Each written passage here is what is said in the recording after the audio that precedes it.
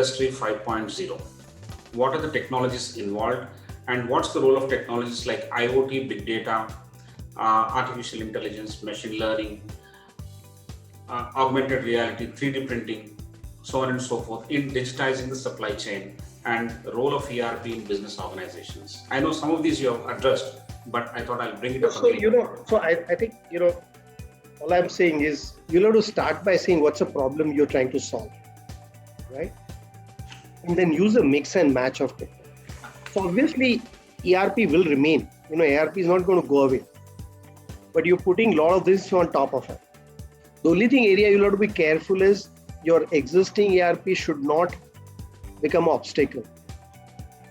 As I was mentioning examples, some of the older ERPs, if they run only once in 2 days, and your delivery time you need to do, which is a few hours, then that ERP will become a bottleneck, right? Otherwise, you do want to take that ERP, right? And on top of that, but I'm saying it'll be very difficult to answer saying, depending on your specific product, depending on a sector, you're going to choose that range of technologies, right? So for example, if I'm a pharmaceutical, it's possible traceability is very important to me, right? Because I'm worried about counterfeit. So what I'm going to look for is different from what somebody else is going to look at. Somebody else maybe, if I'm offering cosmetics where based on your skin, I'm offering a solution. I'm looking at a range of technologies which are very different, right? So I would hesitate to say that, you'll have to do that mix and match depending on what's important to you, right?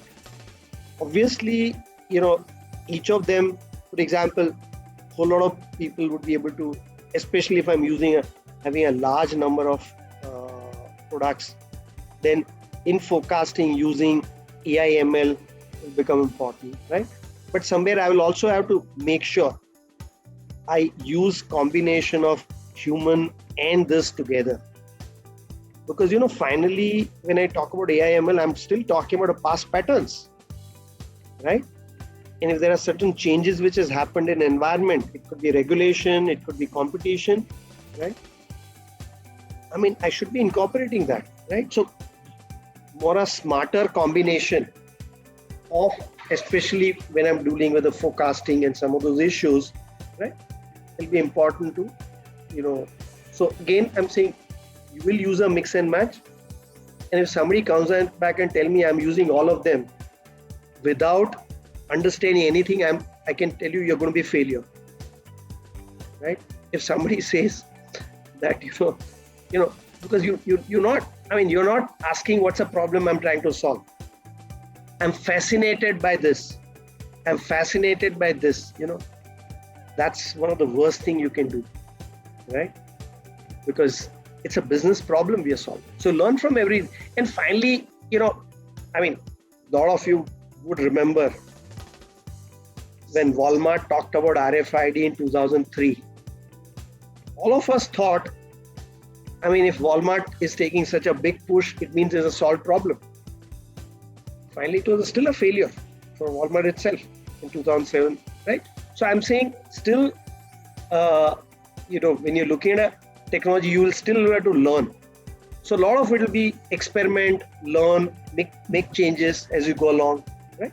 So I would say in general, don't put big bets, okay? Keep learning and experimenting. So I don't know whether it answers that question.